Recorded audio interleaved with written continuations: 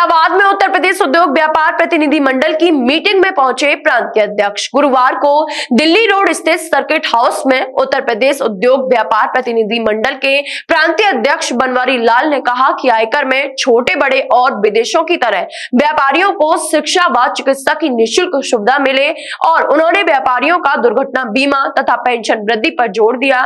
व्यापारी सम्मान को ध्यान में रखकर करदाताओं को शस्त्र लाइसेंस में छूट देने व कृषि अधिनियम के बदलाव और बिजली बिलों में घरेलू और व्यवसायिक में समानता रखने की बात भी कही गई। इसके अलावा टोल वसूलने की मनमानी बंद करने, फास्ट टैग न होने पर डबल टोल टैक्स वसूलने की बात पर भी चर्चा की गई। उन्होंने कहा कि खाद्य विभाग द्वारा जांच के दौरान पैकिंग उत्पाद की सैंपलिंग में व्यापारियों को गवाही में न डालकर सीधे कंपनी के खिलाफ कार्रवाई करने की बात रखी। इससे पहले सर्किट हाउस पहुंचने पर व्यापारियों ने प्रांतीय अध्यक्ष का फूल माला से स्वागत किया। व्यापारी एकता मजबूत करने की प्रतिबद्धता दोहराई। उत्तर प्रदेश उद्योग व्यापार प्रतिनिधि मंडल का 21वां निर्वाचन 9-10 मार्च को लखनऊ में संपन्न होने जा रहा है। उस चुनाव में भाग लेने के लिए मैं मुरादाबाद के अपने साथियों को निमंत्रित करने के लिए आया हूँ। अब तक व्यापार मंडल ने जीएसटी में जो सुविधाएं व्यापारियों को दिलवाई हैं, खाद्य विभाग में दिलवाई हैं और जिन विभागों में दिलवाई हैं उनका पत्रक भी हमने सब में बांटा है और हम सुविधाएं दे रहे हैं, दिलवा रहे हैं। जीएसटी में कुछ चीज़ों में कोई दिक्कतें हैं, जैसे अब प्लास्टिक का यहाँ पे कारोबार होता है मुरादाबाद में, रॉ मटेरियल पे 18% है और तैयार बर्तनों पे 12% है।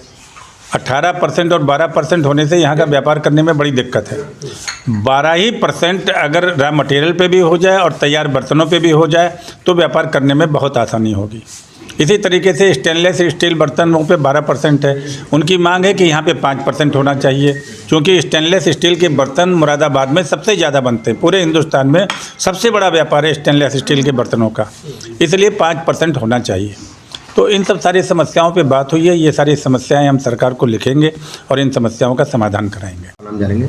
दीपक अग्रवाल, जिला अध्यक्ष उत्तर प्रदेश उद्योग व्यापार प्रतिनिधि मंडल। आज किस संबंध में मीटिंग की गई थी? आज हमारे प्रांतीय अध्यक्ष श्री बनवारी लाल कंसल जी मुरादाबाद में उपस्थित थे सर्किट हाउस में।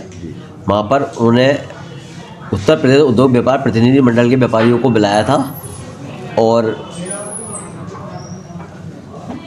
मीटिंग जो व्यापारियों की समस्या उस संबंध में की गई थी, जिसमें मेन पॉइंट यह था कि जो सैंपलिंग होती है दुकानों से, अगर पैक माल आता है तो सैंपल फेल होने पर उस दुकानदार की जिम्मेदारी हो जाती है।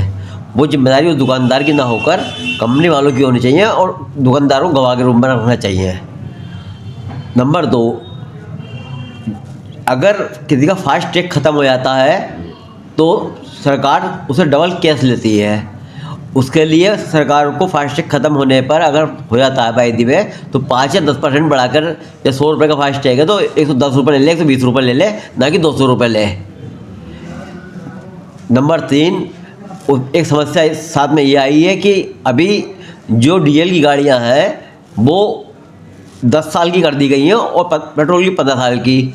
बहुत से व्यक्ति ऐसी हैं कि जिन्होंने 10 साल में 15,000 20,000 किलोमीटर भी गाड़ी नहीं चलाई, जो गाड़ी उनकी बिल्कुल फिट है और आरटीओ से भी फिटनेस द्वारा उन्हें प्रदान किया गया है, जबकि उन गाड़ियों को भी 10 साल की बंद कर दिया गया। और दिल्ली में अभी पीछे एनसीआर में 7 साल की गाड़ियों पर भी रोक लगा दी गई, जो कि गलत है। जब सरकार हमसे 15 साल का पैसा ले रही है, रजिस्ट्रेशन फीस ले रही है, तो 15 साल तक तो अनिवार्य रूप से गाड़ियों को सड़क पर रोका नहीं जाना चाहिए। और ये भी नियम है कि 50-60 किलोमीटर से पहले टोल टैक्स नहीं होने चाहिए, जबकि यहाँ से आप दिल्ली जाते समय टोल टैक्स हर 20 किलोमीटर पर 25 किलोमीटर पर आपको टोल टैक्स मिल जाएगा। 3-4 टोल टैक्स यहाँ से दिल्ली जाते समय पड़ जाते हैं। और जो है एक इनकम टैक्स में समस्या है कि 17-18 के नोटिस लगातार लोगों पे आ रहे हैं और 18-19 के, जो कि गलत है, क्योंकि उस टाइम जीएसटी और जो वेट चल रहा था। नोटिस क्या रहे हैं? बेट के और जीएसटी के। खुद सरकार को नहीं मालूम था कि बेट और जीएसटी में इस टाइम क्या अंतर है, क्या एवरेज है। उनके पोर्टल में गड़बड़ी हुई है, उस पोर्टल की गड़बड़ी होने की वजह से वो नोटिस व्यापारी हो पा रहे हैं, जिसको हमें व्यापारी को उठाना पड़ रहा है। सरकार को उसको ख़त्म कर देना चाहिए। और जो 17 के नोटिस आ रहे हैं, 18 के नोटिस आ रहे हैं, उस पर वो 12% की दर से ब्याज भी ले रहे हैं, जो कि गलत है। क्योंकि अब सन 24 चल रही है, पता लगा अगर 5 रुपये किसी पे है तो 10 रुपये का ब्याज उस पर अब तक पड़ गया। इसी तरह की विभिन्न और एक कुछ व्यापारियों को शिकायत थी कि हम 24 तक का नगर निगम को टैक्स दे चुके हैं, हाउस टैक्स, वाटर टैक्स, और वो अब ऑनलाइन जो सर्वे हो रहा है उस हिसाब से हमारा जैसे 20,000 की रसीद कट गई और 24 तक का टैक्स दे चुका है, और अब हमारी रसीद 2 लाख की आ गई या 1.5 लाख की आ गई या 2.5 लाख की आ गई। हम क्या करें? एक नीति सब गवर्नमेंट में एक जगह होनी चाहिए। और अभी पीछे फॉरेक्स बी की गाड़ी पे भी बैन लगा दिया गया था दिल्ली में, एनसीआर में, जो कि गलत है।